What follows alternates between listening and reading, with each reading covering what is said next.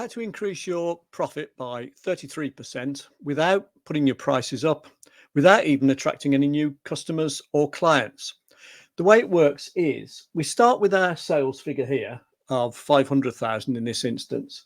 We work out how much gross profit we make on every sale. That's our gross margin. So here it's 60%. This will vary for every business, obviously. We work out our overheads. We take those off. So they're things like rent, rates, wages, salaries, etc. And that will give us what we call our operating profit.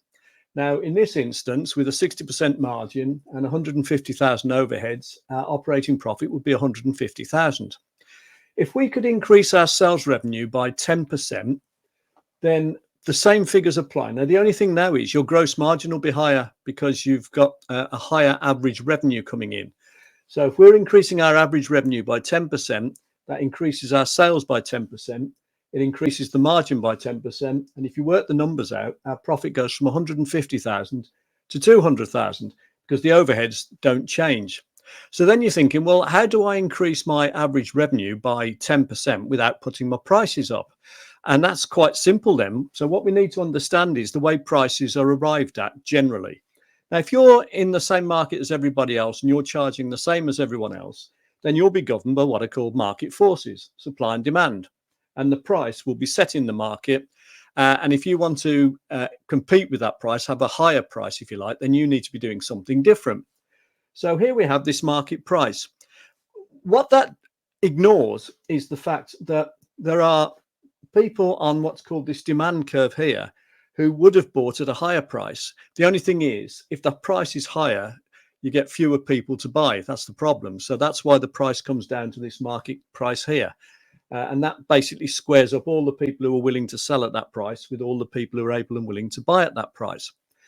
So if you know the people that you deal with, your customers and clients who would have paid more, what you can do is you can have different offerings for different customers and clients, such that the ones who want the sort of the bog standard, for want of a better term, market product get that price.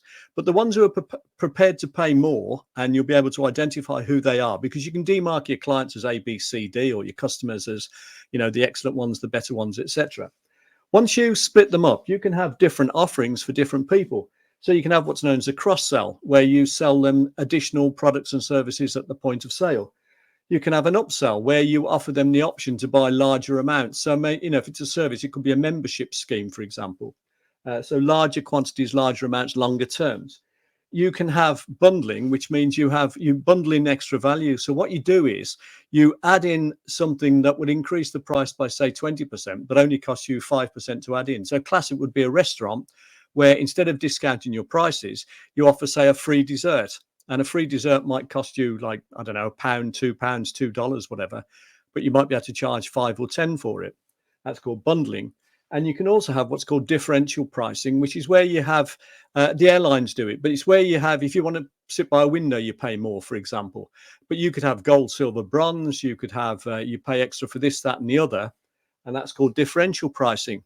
And if you understand your customer and client bank properly, and you can work out who's willing to pay more and tailor your offerings to those categories of people, you can easily charge different prices to different groups of customers and clients, and you could easily get your revenue up. I've said 10% here. That's probably being conservative, to be fair, for most people, but you can increase your average revenue here, and you haven't even had to announce like a price increase, a headline price increase. You haven't had to put your prices up.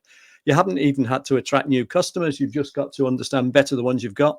And what you'll probably find by doing this as well, actually, is that because you're tailor making what you offer to the individual customers and clients, you're more likely to retain them, because these people up here who wanted more than the bog standard product or service, for want of a better term again, and who are willing to pay more, if you don't do this, then they'll go somewhere else where they can get this extra quality and they'll pay more for it because that's what they want.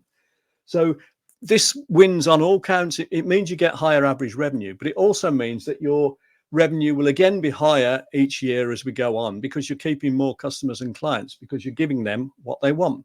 So that's how you can increase your profit by, in this instance, 33%, simply by increasing your average revenue and by tailoring your prices and your offerings to the needs of your customers and clients, so that you're more likely to keep them. And also by doing this, you'll probably get them buying more often as well, because not only are you keeping them, but because you're giving them what they want, they might buy from you more frequently. So again, all of this is a sort of virtuous circle. So that's how you do it. I hope you found that interesting. If you want any further information or discussion, etc., there's my website address, bernardkeevy.com, or feel free to comment. Thanks very much for watching.